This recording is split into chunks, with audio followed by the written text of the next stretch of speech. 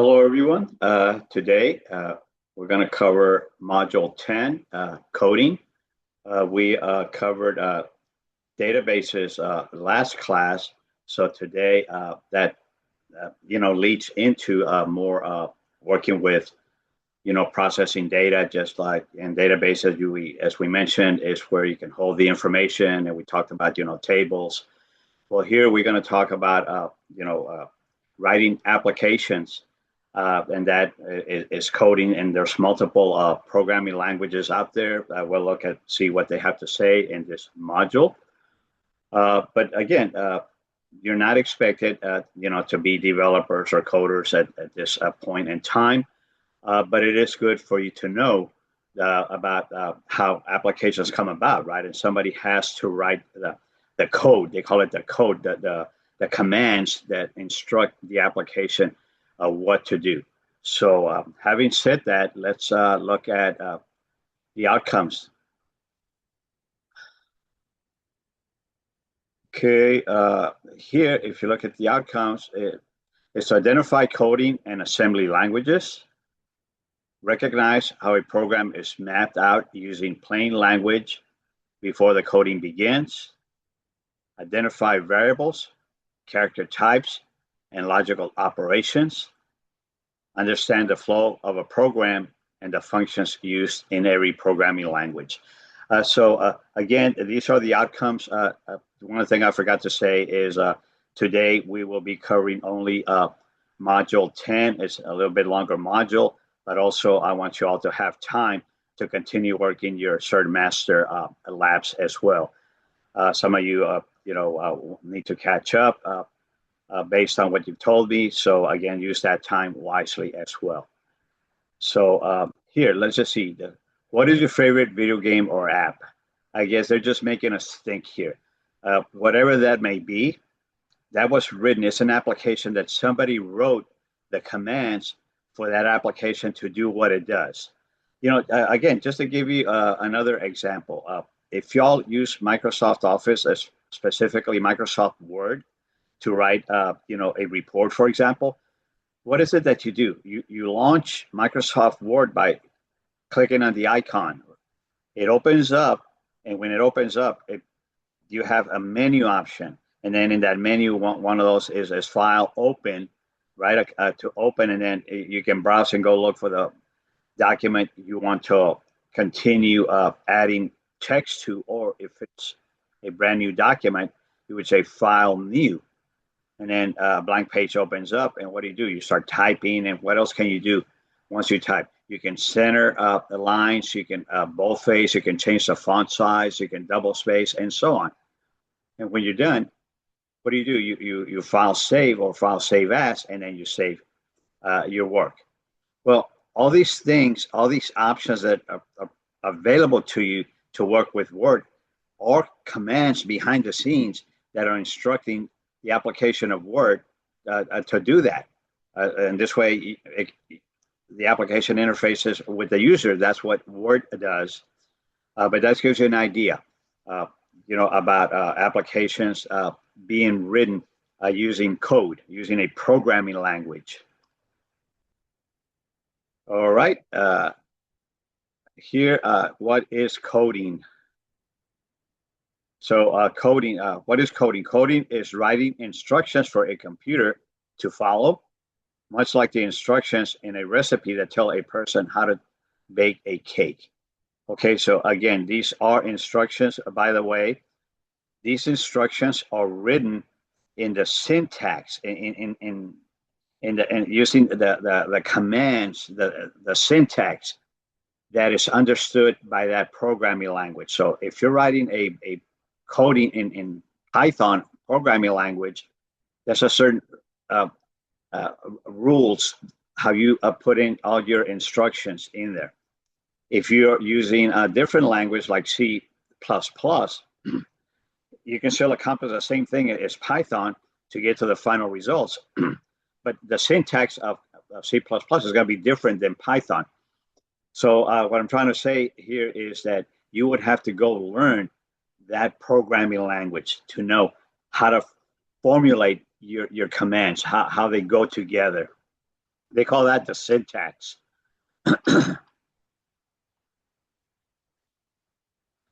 So, what is a programming language? Okay, a programming language is a way to write code that computers can understand and run. Programming languages have a strict syntax or set of rules, and you have to follow those rules. If you don't, the programming language is not going to like that, and it's going to generate errors, and your program will never come to a state that it can execute properly and run your program the way it was intended, right? So again, you got to follow the strict syntax and the rules of that programming language. Compiled and interpreted language. Here, you see compile says you write the code. A compiler translates the code to machine language at once, and then programs are compiled for each computer type, Windows, Mac, etc. So whatever computer you're writing that code for. Here you see some programming languages like the C language, C++. You have Java. Here, let me try to shed some light on this.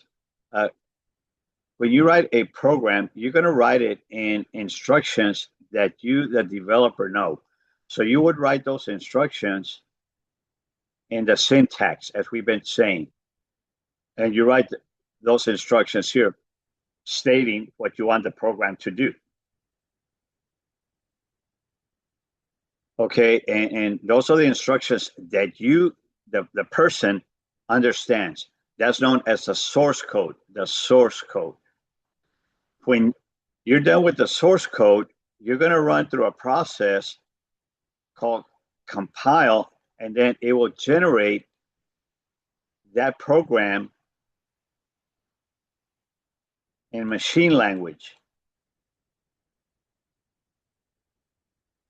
In machine language, as we can see here.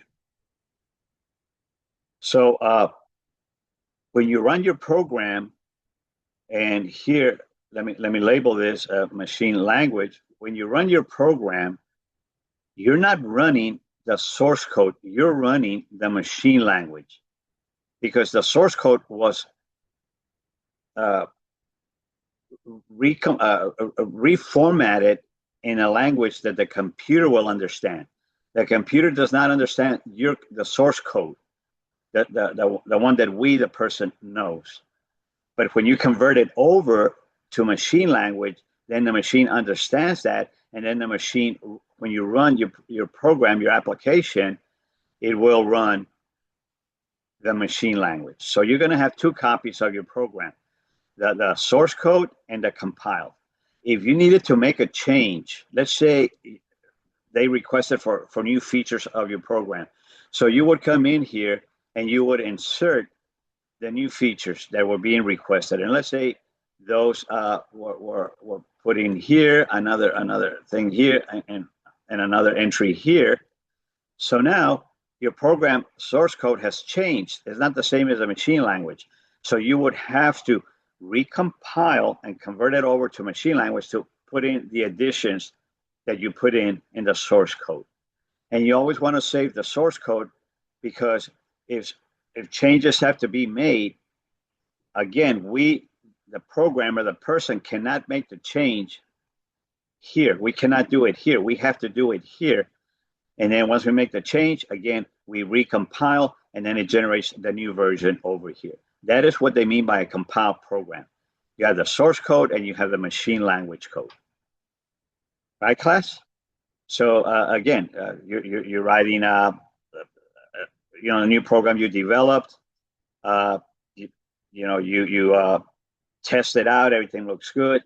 Then you can begin to use it.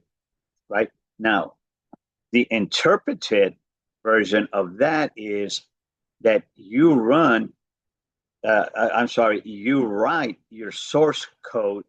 I'll do it over here. You write your source code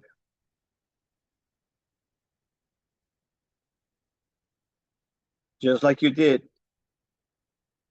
with the compiled,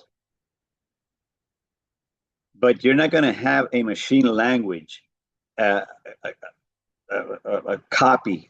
Like here, you have two copies. Here, you're just going to have the source code, and at the time that you run the program, this is what you're going to run. You're going to run this, the source. And at the time that you run, it will interpret, or it will compile it on the fly. It will take that and then it will compile it. And then it gets to the next line and then it'll compile it. And it's running line by line as it's going through your program. It needs to do the next line. It'll compile it. And you keep going all the way to the end. And then it compiles. And then, of course, you're going to get your result, whatever that happens to be, some report or something. Just like you would over here. Over here, the same thing. You get the final result. Let me just kind of draw it here. You get your report over here as well. This thing's acting up on me. Let me, again, you get the final result over here. But once you finish running your program, you end up, you still have your two programs, the source and the machine language. Here, where you get the final result as well, just like you did over here, just like you did here. But when you're done, you're done with the program, this is gone. And of course, you get your report, you have it. Next time you need to run that report, again, you run this, and it'll convert on as you go, line by line, gives you the final result, and that's it. So that is the interpreted language. You write the code, interpreted program translates the code line by line as it runs. Interpreted code can run on any computer. Some languages for interpreted are Python, JavaScript. Over here, languages that are compiled languages, C, C++, Java, okay? So you cannot run Python expecting to get a compiled version, because Python is an interpreted language. But anyway, that's the difference, compiled and interpreted languages.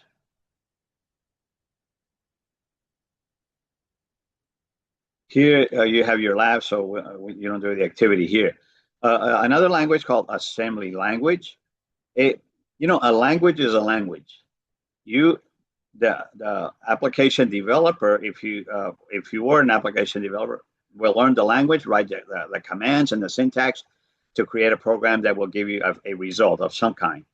But here, assembly language is a human readable, and it can interact directly with computer hardware, which is okay. Well, I'll hold off on that thought. This, also known as low-level language, has no compiler or interpreter needed. This is a very low-level language. Really, is still used by people that have to come in to a certain applications that have to interact with the hardware. So they write that in assembly language. For us, if we were writing applications, we're probably going to write business applications that are applications that can produce, for example, you write an application to print paychecks, right? You write the commands that, it'll take in how many hours the employee worked, how much they get paid, and then it computes it, creates the gross pay. It subtracts the deductions, gives you a net pay. And then you print a paycheck, okay? A business application. The assembly languages write applications that interact with the hardware and tell the hardware what to do when a user is working with a computer. So it's not a business application, but it's still an application, but that drives the functionality of the hardware. Assembly language is hard for programmers to write and use. So because it's so low level, very hardware oriented, not used for business applications. And years and years back, it was used quite a bit, but now it's used mainly, I would say, by hardware developers that develop the hardware. Then you have query languages. It's still a language, and as the name implies, query, right? That gives you a hint. Maybe to pull data from we talked about databases last class, to pull data from a database, right? Data that you want to look at, because a database could have hundreds and thousands of records in there, right? But if you say this is a school database and I'm only interested in the students that received a grade of an A. So of the 10,000 students, you're not going to extract 10,000 rows of information. Maybe from the number of students, it would only extract, let's just say, 600 students received an A, right? So again, a query language will interact with databases, uses query to search, add, or remove data from a database. So with a query language, again, you can add records as well. When you enroll a new student, then with the query language, you can go in there and run an add command, and it will add the information. If a student dropped out of school, you don't need them in your database, well, you can go and delete that record. A query language that follows specific rules is a structured query language known as SQL or SQL. People, if you hear the term SQL, that's what it is. They give you an example of the syntax of the command instructions and the syntax, the format of how you write the commands. Just to give you an idea, select asterisk from documents for content like, again, so that they say select asterisk from the documents database for the content like, and then video games. So any content within those records that are in that database, if they match video game, that's going to be part of what it will extract. If it's that, or if the content is, and keywords is like a wildcard, something that you can type in. So one user wants to do a query of something, and they type in, I want to do a query of the color red. And then it goes in there and looks at the color column and extracts the red. Second user comes to the same database, but they say, I want to extract or do a query of anything that's a color blue, right? So it gives a user an opportunity to populate that this is a holding area. And then you will put in what you want. So queries, have these type of functionality that's flexible. So again, give you an idea of what a query language looks like. Again, it's another language. It's again to process and manipulate the databases, just like an application language to be able to work with your data. So planning a coding project. So somebody doesn't decide, today I feel like writing a program. Right? Well, you got to know what it is you're going to write, right? It has to be something that's needed for one thing, and something that's going to be cohesive. You just don't write anything. Today I'll write a program that gives me step by step how to mow the lawn, right? It doesn't work like that. So you say the users in the payroll department have requested that we write a program that will generate paychecks to the contract personnel. Right. So now you have something that you have to develop and produce a result. Right. So you have to plan your project. So why do most builders follow a set of plans when building a house? Right. So the same when writing a program. It's got to go step by step, but in the proper sequence. For example, when you build a house, you're not going to build the roof and the walls first, because the house has nothing to sit on and it's going to crumble when you're done, right? You have to start from the bottom up with a good foundation that can support the walls and the roof, right? So the same with coding. You have to put in things in the proper sequence and then build on that until you get the final results. So planning a coding project. A great program or software application requires proper planning. Planning involves defining project goals. Okay, so here, look at these bullets. What will the software do? Right? Again, somebody has requested for something. So that's what the software will do, what they requested. The software needs to generate, as a final result, paychecks. How will the software use the hardware? Okay, another thing, well, how will you get those paychecks to the employee? Well, you got to go to the calculations to compute their pay, right? And then what hardware do you need besides the computer that's running the programming language instructions? Well, you're gonna need a printer to print your paychecks. How will the users interact with the software? The users are the people in the payroll department that are going to go and open up the payroll application, and then they're going to put in certain information that maybe stating we want to run the paychecks, however, time periods that they have. For example, I need to run paychecks from July 1st to July 10th. We pay every let's say July 15th. We pay twice a month, right? So you're putting that information in there. So you're interacting with the software with that program that you wrote to print paychecks. What will be displayed in the screen? Well, again, the pay period, start and end, right? And whatever else is pertinent to the application. If it was just printing a paycheck for one user because the printer got jammed and it tore 2 or 3 paychecks, and then you have to go back and just run those 2 or 3 for only those 3 employees. At that point, it could be displaying a paycheck for employee name, and then you put the employee name and pay rate and number of hours worked, and you print that one paycheck. So again, the screen will display input data necessary to process what it needs to arrive at the end result. In this example, a paycheck.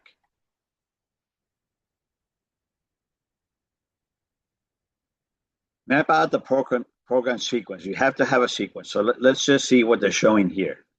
You start your program, you input any information, right? So you input any information, and the paycheck will also have some type of, I'm sorry, class, the program will have some type of output. So it could have input or output, okay? And then it makes a decision here. Is what's happening at this step input or is it output? Well, let's just say it's input.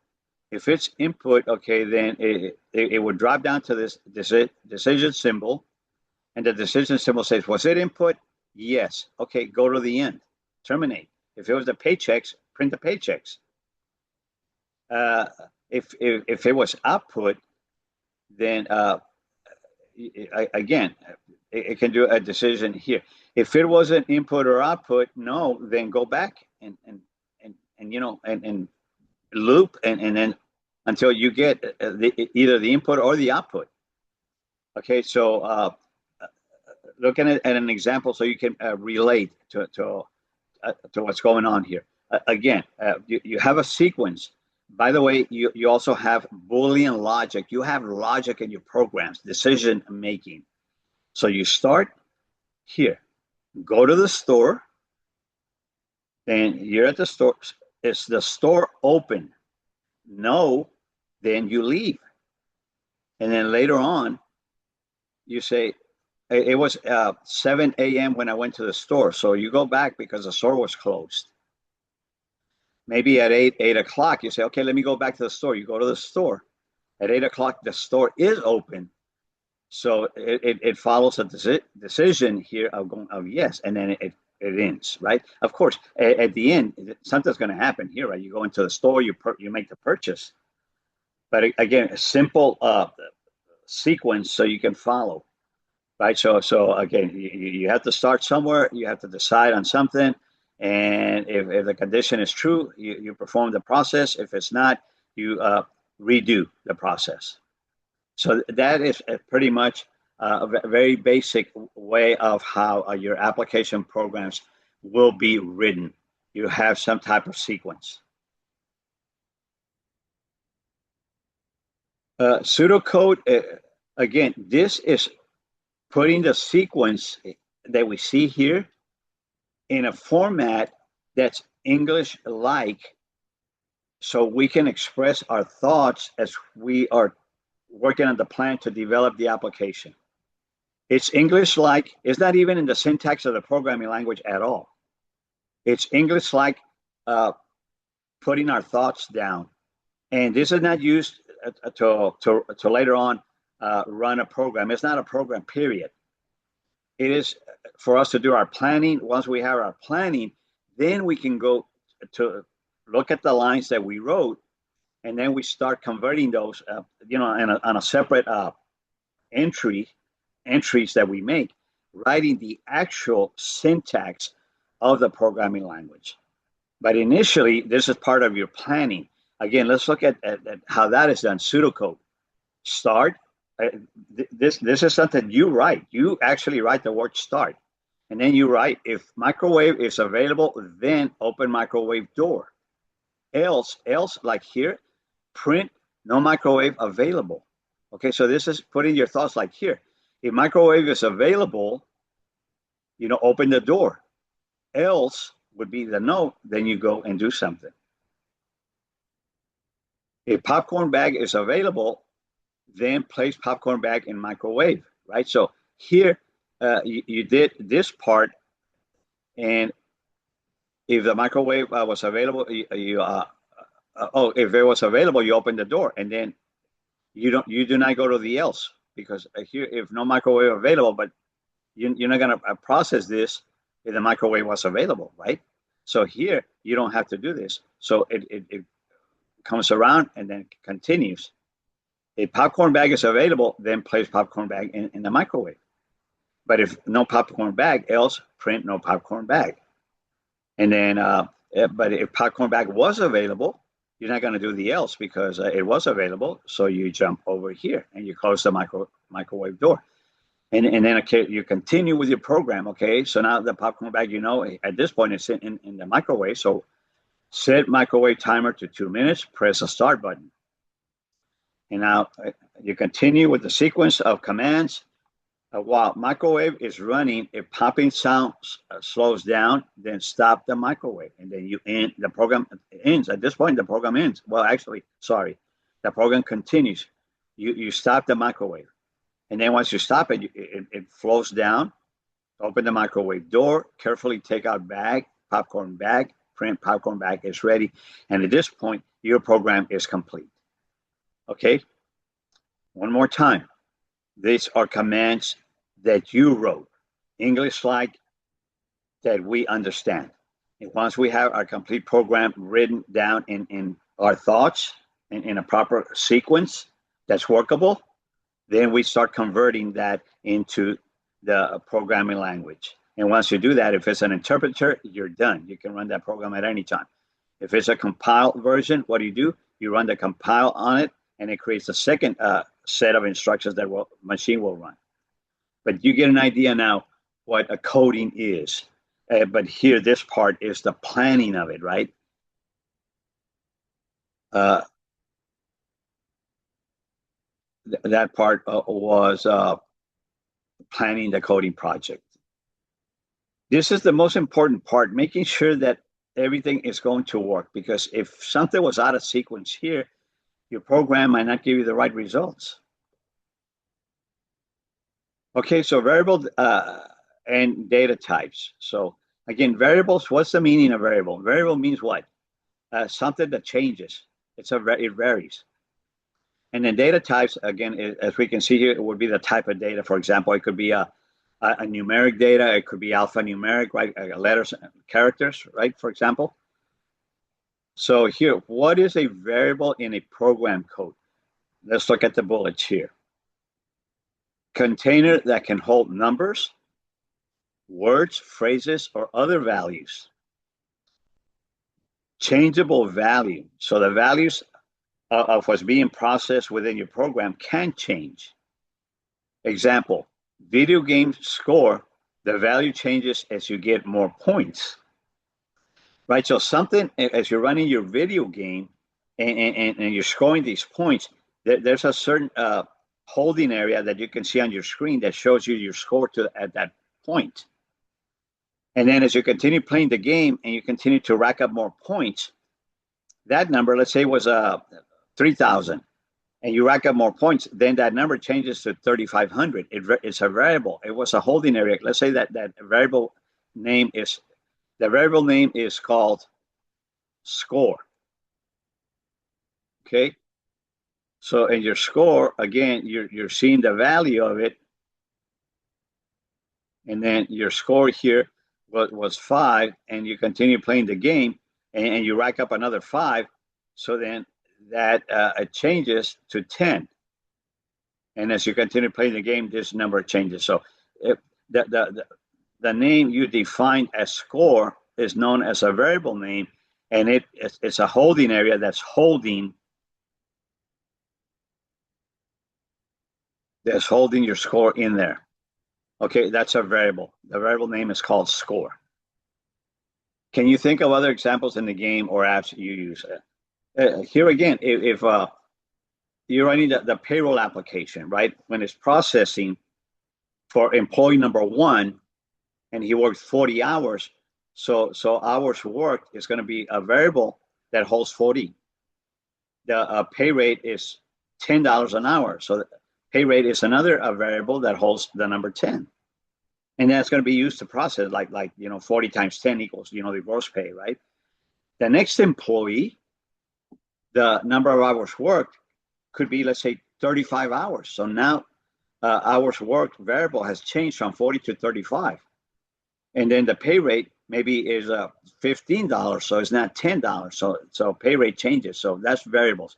For every record process, those holding areas change, because not all the data is the same for the same values. That is known as a variable. Can you?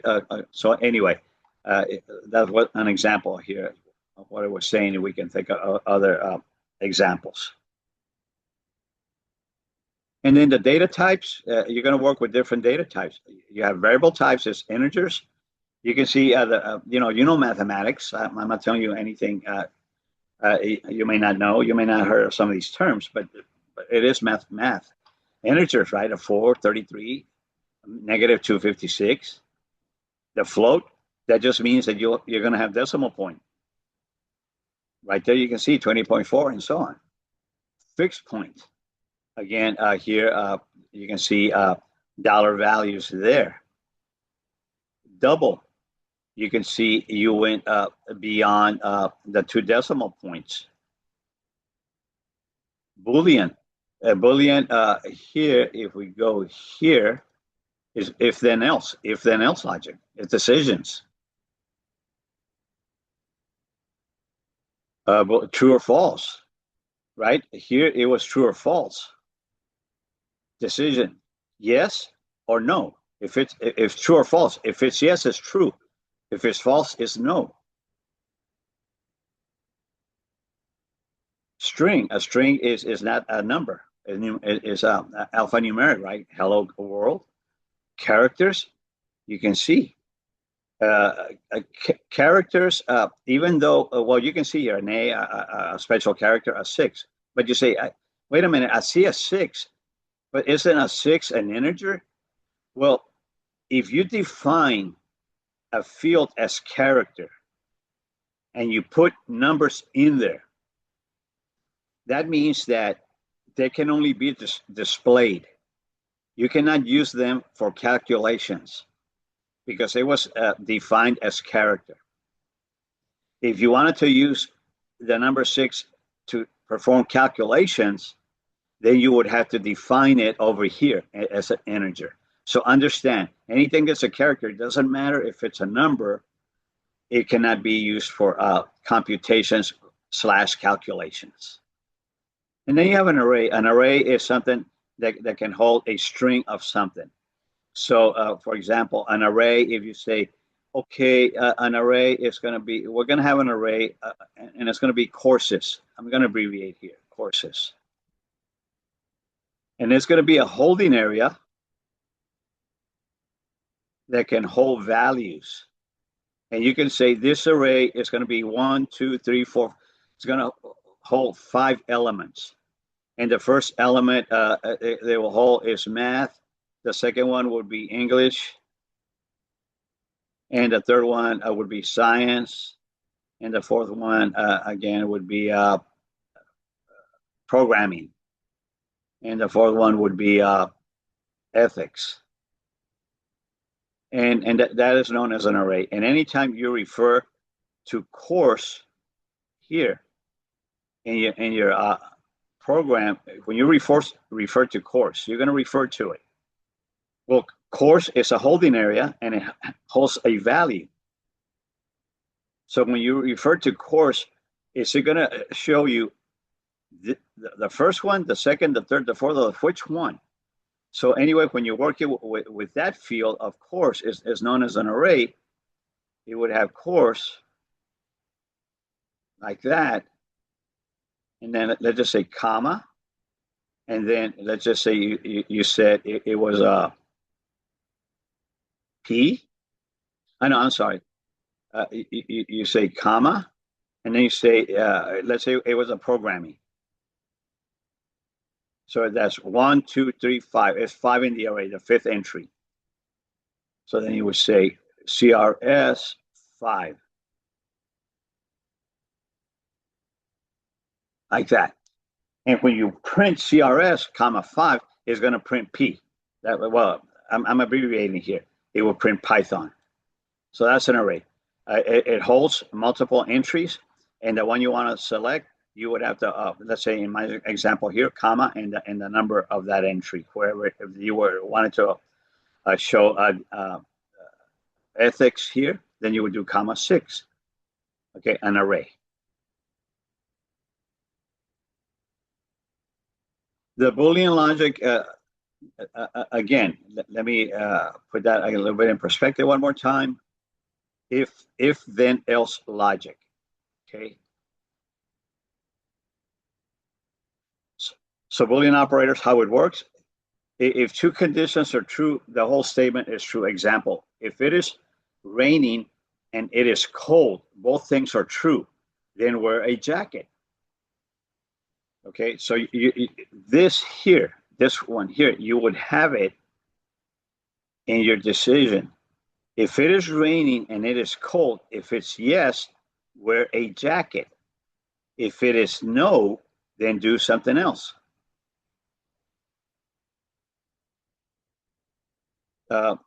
Or is one or the other, has to be true. If either condition is true, the whole statement is true. Either or both, right? Example, if it is raining or if it is cold, then wear a jacket. So here, you don't have to have both to be true, only one of them. XOR, if only one condition is true, the whole statement is true. If both conditions are true, the statement is false. You only need for one condition to be true. Either or, but not both. Example, if it is raining or it is cold, then wear a jacket. On this one, if it is raining and it is cold, don't wear a jacket. Okay, so that's the XOR. One more time, if only one condition is true, the whole statement is true. And then you have the not, that negates a true condition, right? Inverse the condition, true becomes false and false becomes true. So be careful with the nots in front of one of these conditions. Example, if it is not raining, then you go for a walk. Okay, so that is known as your Boolean logic. So those are, again, conditional statements.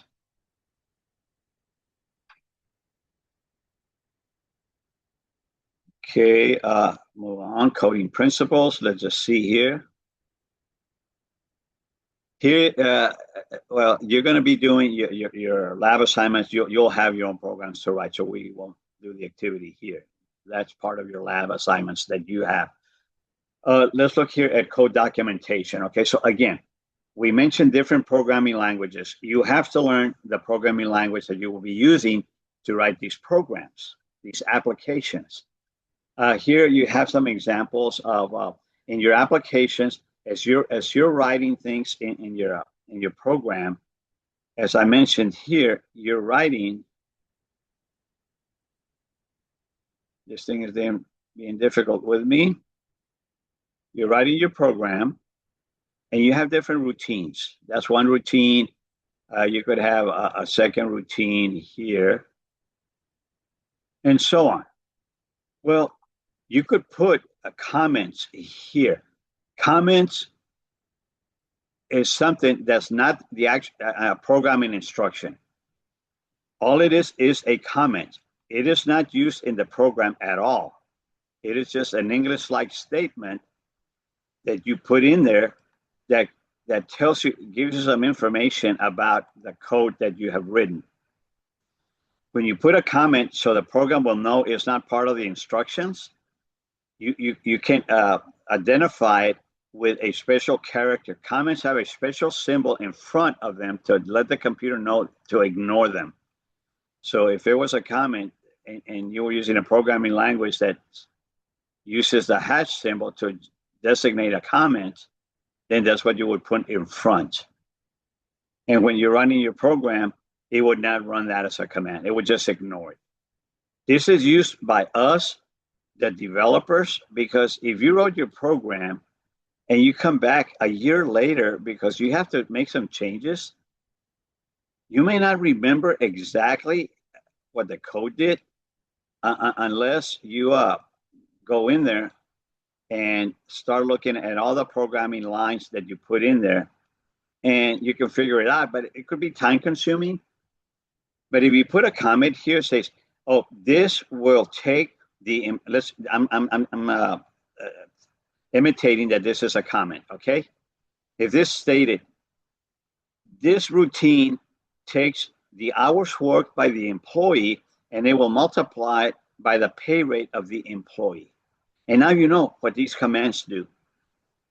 And then this, well, I could state, this will take the result of the of what was computed by multiplying hours worked by pay rate, and it will generate the gross pay, and it will subtract the deductions. And that's what this routine does. Okay, so that's why the comments are so good, because it helps us, the developers, to recall, okay, what was this doing exactly? The comment will tell you that. When you're looking at your program, when you have to go in there and make changes or something, you don't have to go line by line to determine what is happening, because the comment will tell you. Again, you can see this is a comment, this is a comment, depending on what programming language you are using. Comments are notes. They are easily deleted.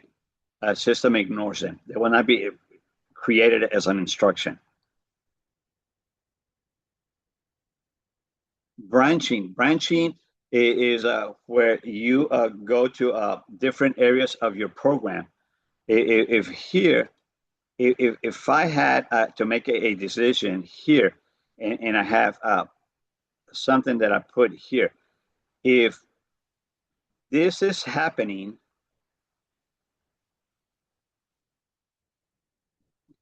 at the moment, jump to here. If this is not happening, then the negative of that, then continue here. Okay, so you don't have to go directly in sequence from top to bottom. You can skip sections depending on the decision that is being made up here, depending on the condition. That is branching. You can branch to a different routine in your program. Code can branch off and run different sets of code depending on conditions. Here, again, example. If hero finds the hidden key, reveal the treasure. Okay, so again, branching is a conditional, and it jumps out of the sequence to a different area of your program. Looping again, let's put that in perspective again a little bit here. Right here. Start input or output decision, and here, let's look here. Go to the store. The store is open. No. What happens? You loop. You go into this loop. It was 6 a.m. At 7, you go to the store. The store open. No. You loop. You go back. At 8 a.m., go to the store. Is it open? No. You loop. At 9 a.m., you go to the store. Store is open. Yes. You proceed. So the loop just puts you in a loop until a certain condition is true, until a certain condition is met. Okay, class, that is a loop. and this loop can execute based on certain things you can do, like do while something becomes true. Like I could say do while time equal 9 a.m.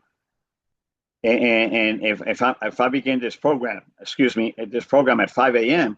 is going to do it, is going to keep looping until time equal 9. So I can say do while time equal 9. So loops are used all the time.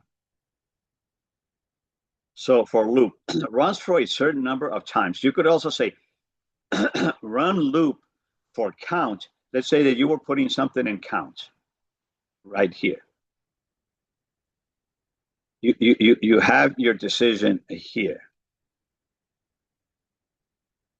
And you say do while count equal 10. And then this is a count, the variable count. So as you go through the loop, you say count equal 10, yes, no. If count does not equal 10 at the beginning, count equals 0. So it's not going to do this. It's going to go to a no. And then in the no, you say add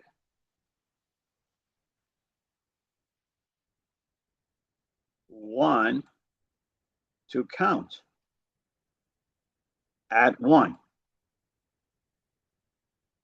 So now it loops.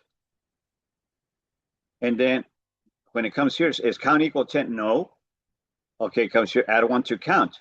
So now count's going to equal what? 2, because it had a 1 in it. It loops, count equal 10? No. Okay, add 1 to count. No, count equal 3. Count equal 10? No. Okay, go here, count, add 1 to count. Count equal 4. And then it keeps looping. And then finally, count, you add 1 to count, and count equals 10. Count equal 10, yes, and then it drops down. So it looped 10 times because it needed to be 10 before it continued. And to get it to 10, you were adding 1 to count every time that the decision was not true. That is a loop. That is a do while or do until a certain value is true.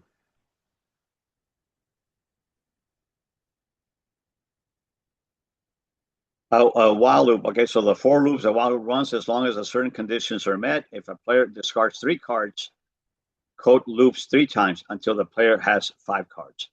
But again, this is a really good example of loops. So you'll find that in your programming. Functions. A function is a set of code that performs a function or specific task. Function called print hello world. So what this is saying is a function call is you're saying this, and this is one command, and this one command, it says go look for the function that will print, and then over here you have the print function, and then the print function has things that it has to align and put together, and then finally it sends the output to an actual printer. So just the one liner here, the one line here of print here will send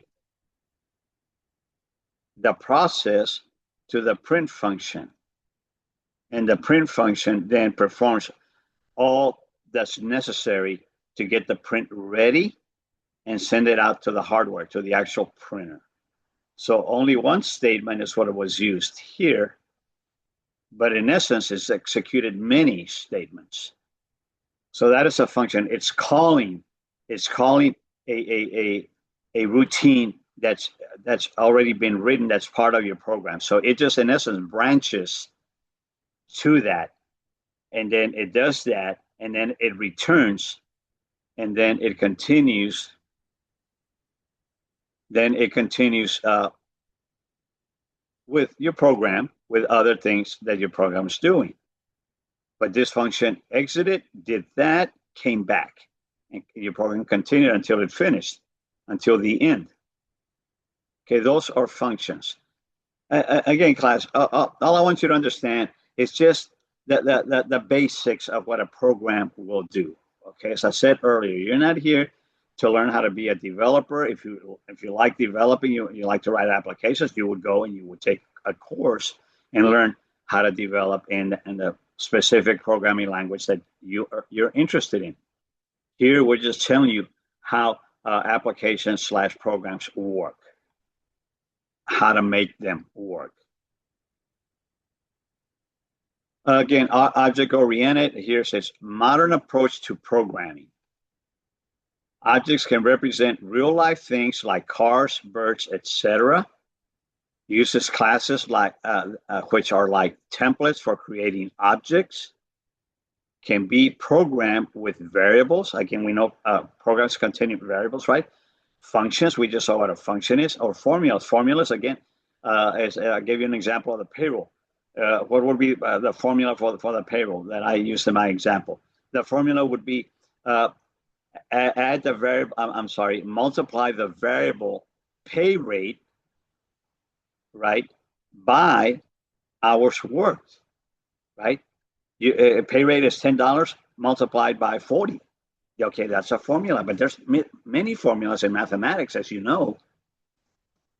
An example, a main character in a video game can be an object. So in video games, you're going to have the good guys, the bad guys, and vehicles, planes, flying objects, things like that, right? So each one of those then is an object. So a main character in a video here, it could be the object, but something else could be an object as well. Again, an object that's flying, or a thing that's flying, it's an object. So that's known as object-oriented. It's just a way that you structure your program.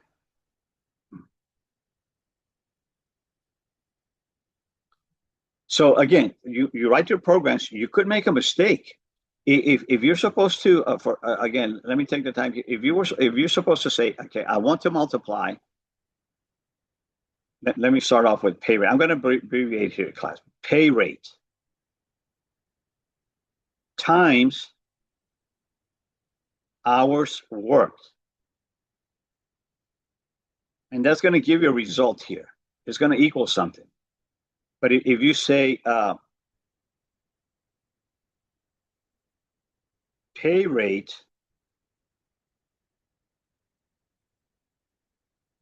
times, and you made a mistake, you put sick hours, and the person had 6 hours for the week because he was sick. He was sick 2 days of the week. And it's going to give you a different result, right? This is going to give you one result here. This is going to give you a different result here. So if you made a mistake and you put this here, there, you're not going to get the employee's paycheck correct because it's computing on sick hours and not on hours worked. So this employee is going to be shortchanged on his pay. And the reason that happened is because you made a mistake and you referred to SH instead of HW. Mistakes happen. We're humans. We just misspelled it and put SH instead of HW. That could be considered a mistake. Another mistake could be, let's just say,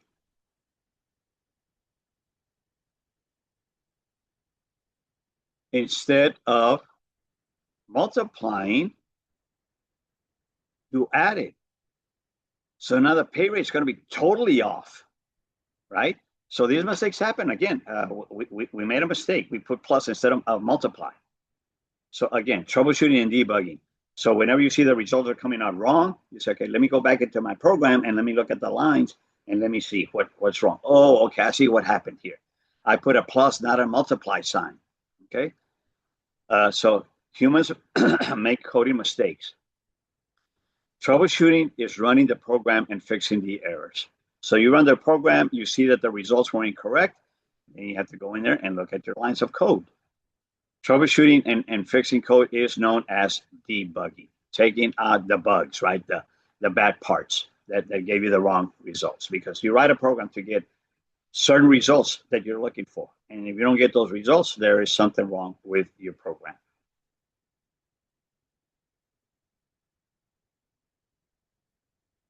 All right, class, let's look at the summary of the main points here. Recognizing programming languages, right? There's different ones, as we mentioned. You would have to, of course, select the one that you like and maybe review the different ones. And there might be one that you like more than others. And then, of course, you have to learn that specific one. Understand that if you learn, let's say, Python, you cannot use that syntax, those instructions in a C++ program. You have to learn the syntax of the C++ program. Identify data types used in programming, right? Data types. You have what, numerics, integers, right? Strings, floating, and so on. And then understand programming organization and flow. So really, this module was very good at depicting what an application program looks like, how it works.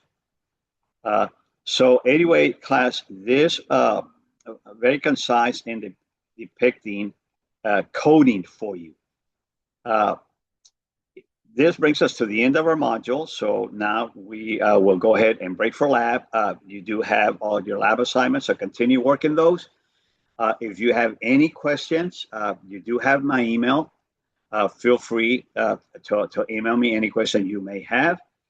And then on Wednesday, of course, just make sure that if you want to, do something in the chat or just get in just to see if I posted anything, feel free to do so. If you don't want to do that because you want to work on your assignments, that's fine as well.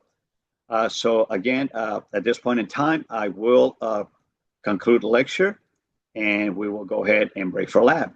And thank you very much for your attendance, and we will see you next week.